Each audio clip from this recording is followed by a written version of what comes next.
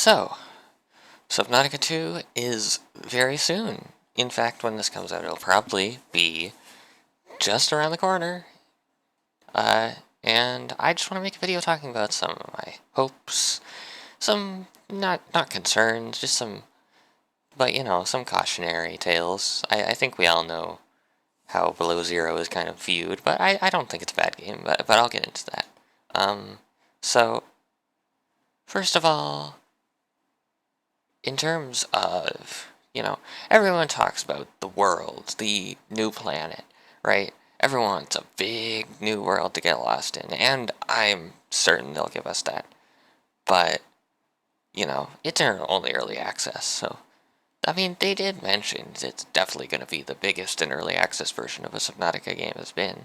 So, I do expect it'll be quite a bit of fun to explore, but when people talk about exploration, they always bring up Below Zero, and as much as I'm not a wholehearted hater of that game, like, yeah, I think it's weaker in the exploration aspect, I would say more so the issue is not the fault of the small map inherently. It highlights the issue of not having transition biomes, as in, like, size helps, but if every one of the biomes in a massive map is super duper interesting, and you never get a break from seeing something that blows your mind away, that takes your breath away, whatever, whether it's just important for resources or story reasons, obviously every biome should be important in some way, right? I'm not saying make this like a generic open world game where the journey is absolutely boring as hell, but you don't need to trudge through vast swaths of nothingness. But I think there's, for a believable ocean, there is value. To make the world feel less like an aquarium, you shouldn't have all the most beautiful biomes right next to each other. I think in Subnautica, imagine if right next to the safe shallows was just the Blood Kelp Trench leading to the Lost River. I feel like, there wouldn't be any sense of discovery because it's right next to you, and there wouldn't be a sense of trudging through the mysterious sort of dull biomes like the Sparse Reef, or having to go through. I mean, the Blood Kelp is a great transition to the Lost River. It's not like the Lost River is just some random cave in the kelp forest. That's just good world design, but I think for a believable world, a believable ocean, something that you really want is for it to, be a nice balance of biomes that are significant and gorgeous and beautiful, and biomes that just feel, reasonable and not like over the top or anything. Uh, you know, I think some more low-key biomes and some more striking biomes is a good thing, Again, not every biome. I'm not trying to say every biome should be super duper dull, but I do hope that, you know, it's a believable world. Obviously it's fantasy, right? It's a sci-fi fantasy world. So, of course, you want it to be fun and weird. It's an alien planet. But you do want it to be a little, feel like a real place that you can get lost in. And it's a lot more about, Subnautica is a game that's about the planet, the ecosystems, the history of the planet. And I know they care about the world building, and I've heard them talk about ecosystems. It's more than just spooky leviathans, oceans deep, scary. It's figuring out the past of a mysterious alien planet and learning about the ecosystem. Things are spread all around the planet. I think I have high, maybe not like super high hopes. I'm keeping myself, cautiously optimistic, but I have high hopes that the world of Subnautica 2 will be an interesting one. On the further note of a believable world, I do think something to be wary of is sometimes level design can end up feeling like too much of basically the world being made for players to explore, but I feel like that's not something that really crops up in something uh, like Subnautica that much, but I mean, you know what I mean. It's cool for, like, if a biome feels accommodating to a person, if that's like intentional, like the biome's trying to lure you into a false sense of security, that's interesting. But obviously, this isn't a world that was made for people. It's just a world. mean, unless the storyline, unless the plot twist is that this is some artificial planet, but no, I doubt that. But I I think a believable biome is one that is just where the fish live, right? It's just nature. It's not a place.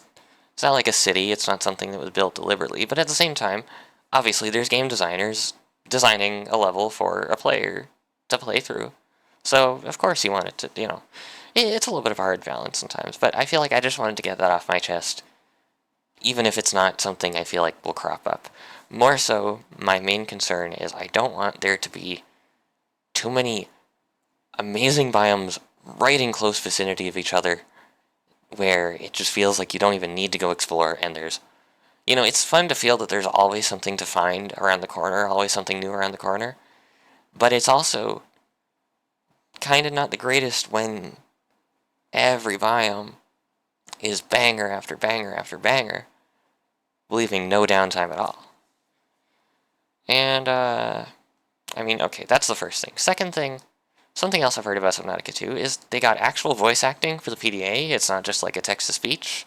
It's not AI. It's actually just like voice acted with filters and stuff. More than the voice of the PDA, which I know is a point of contention with Below Zero, I feel like here's the mandatory part where I rag on Below Zero a little bit. I think it's the role of the PDA as its own character.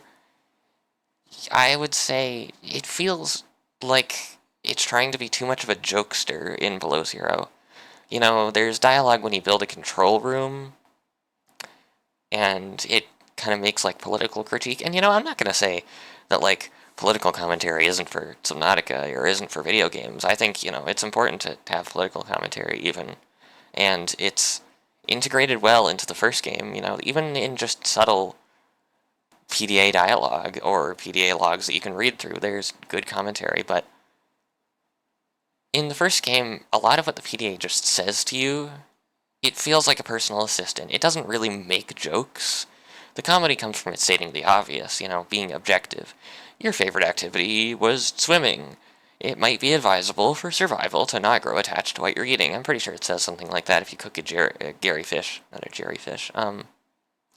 I think one of my favorites is when you pick up your Uranite, it's like the primary concern that the PDA mentions is that radioactive materials might corrupt your PDA, therefore they wouldn't be able to find out how you died, instead of, oh yeah, it might kill you, which, I don't know, I find that funny.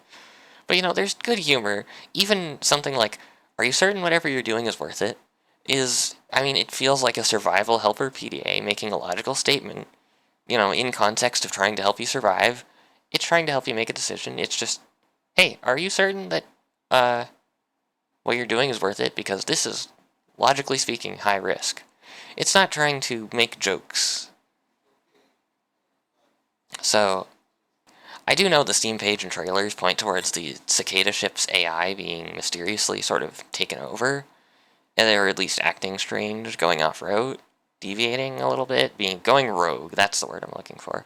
I wouldn't be surprised if the PDA's writing is different because of the same sort of thing making our PDA go rogue. That could be interesting. In that case, ignore what I just said about the PDA, but, I do think I really don't want a repeat of Below Zero's corny PDA dialogue.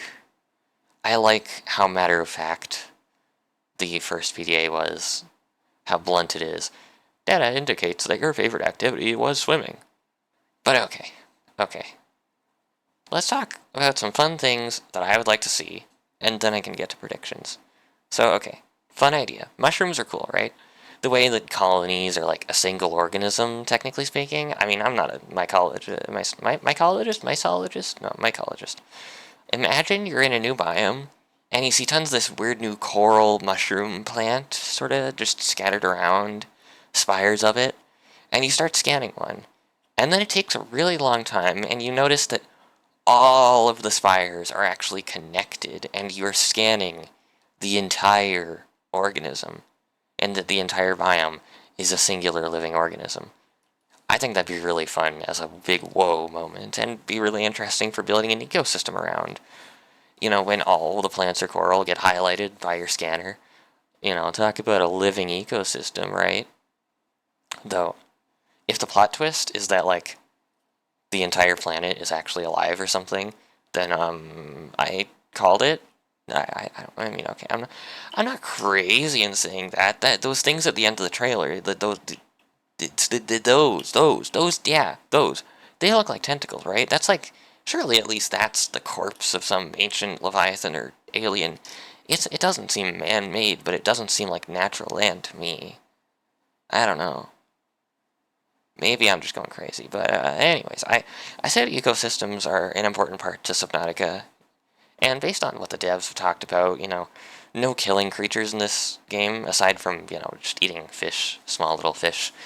What the Steam page says about something mysterious going on in the ecosystems of this planet, I'm wondering how much attention they might get in terms of gameplay revolving ecosystems. I mean, of course, I'd love to see more dynamic, living, breathing ecosystems, where the creatures feel like they're really taking your presence into account. Stuff like pack hunting, or just more interesting behaviors. But you know what else I think would be fun? I think it'd be fun if there were a few cases in the game where you could save some damaged ecosystems. Maybe that'll be a big thing in the game. Maybe it'll just be for a few areas or something. I feel like this is half prediction, half something I would be, like, excited to see, because I think environmental stewardship is a fun thing to be a part of. And it's also, in a more badass way, something like Breath of the Wild, finding Nadra corrupted with malice on top of Mount Lanayru. Well, just, it's a magical feeling. It feels nice to help return to the peace of, to help return the peace to the world. I mean, in the first Subnautica, you do, in fact, repair the Aurora's drive core, and the radiation levels slowly go down. The range actually slowly decreases. I think it'd be really interesting to see an environment that's, like, desolate, but you help get rid of something that's really toxic to it, and then you get to slowly see it recover over time. That'd be really interesting. But I don't know if that's out of scope, just food for thought, right? It's cool to fix something and then seeing it heal over time. Seeing something go back to its former glory. Helping heal a world is really fun. Eco-friendliness is awesome. But okay, I did mention that squid. That it's got to be a giant squid. There is a giant squid.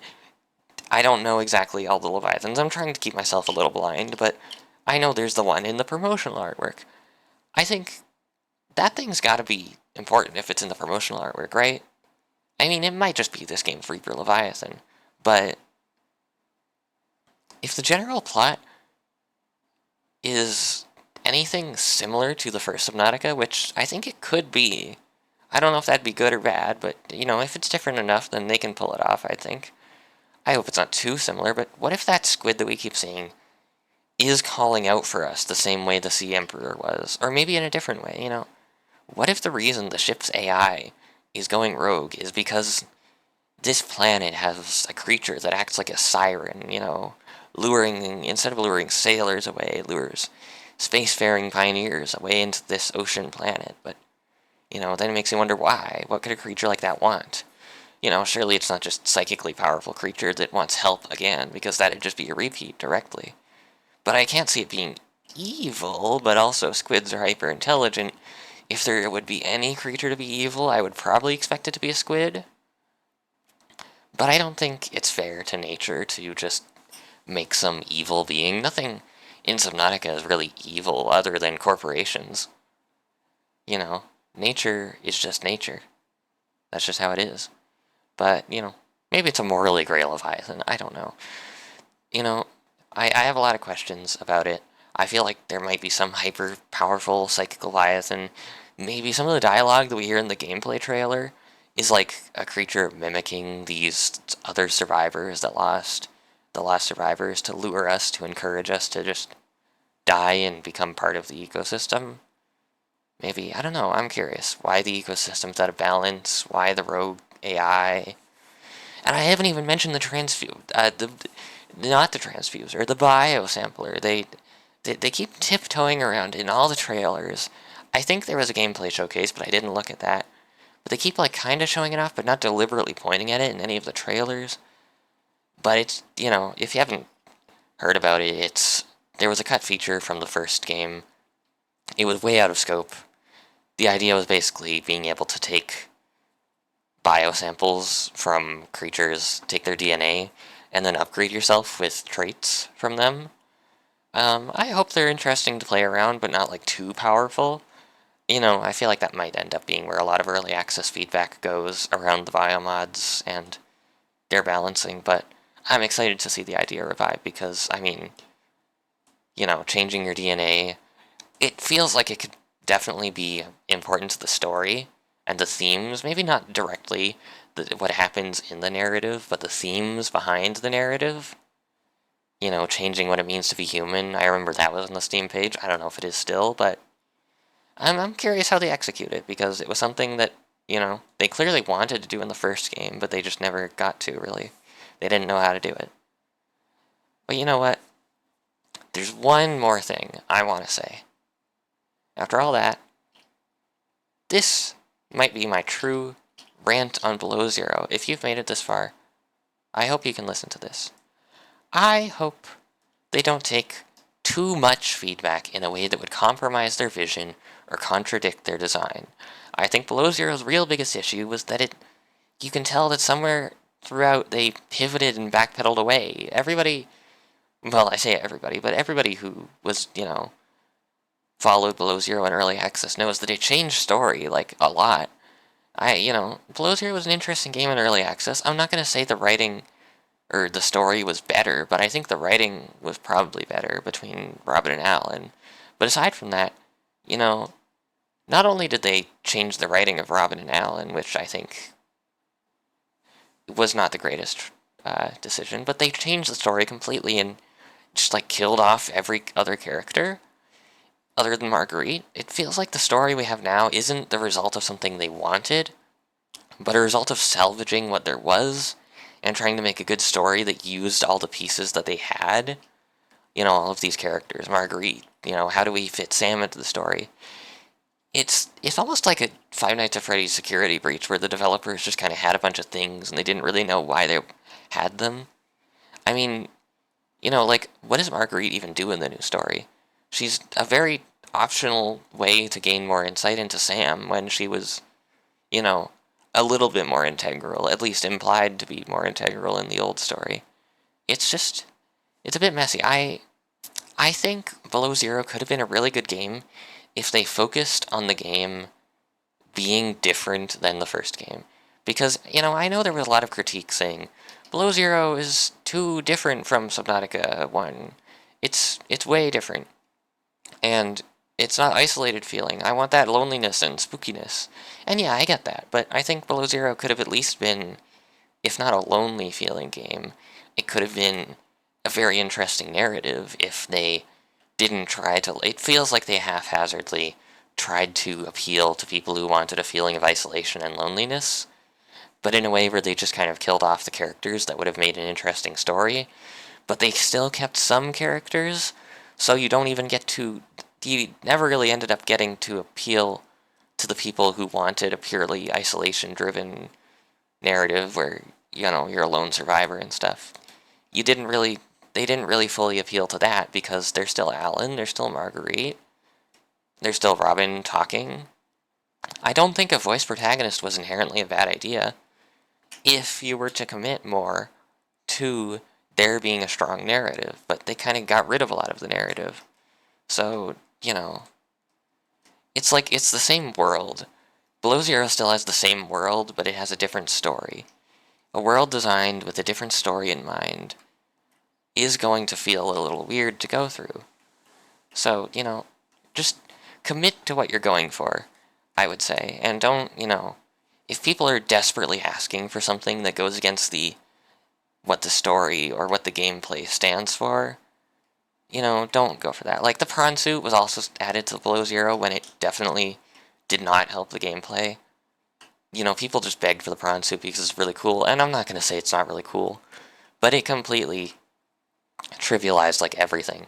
At least design the game better around stuff. If you do take feedback in ways that significantly deviate from the original vision, at least be very careful and be, understand that there's, I feel like they've got to understand by now, they've got a big team, they have people who are very experienced. I'm not going to act like Below Zero was a terrible game, or that this is at risk of being another Below Zero, because I really don't see that in Subnautica 2. I see Subnautica 2 as being a very interesting, bold new game that's similar to the first one, but with a lot of new ideas. I hope it doesn't retread too much of the same ground. Slime Rancher 2 recently came out, and while I loved it in certain ways, I felt that the gameplay loop was way too similar. And that it just kind of felt like it was a new game without there being really new gameplay. But I have high hopes for Subnautica 2. There was another fun idea I had, but I actually said something about it in the Discord, and the developer said they were thinking of something about that, so I'll keep quiet on it mostly, but all I'll say is I think being able to scan a biome, not just as in like the scanner room to check for resources, but for a PDA entry, something about that might be interesting, you know? Anyways, that's that, and have fun. Or, if you're not playing the game, have fun playing whatever you're playing. Just have a nice day.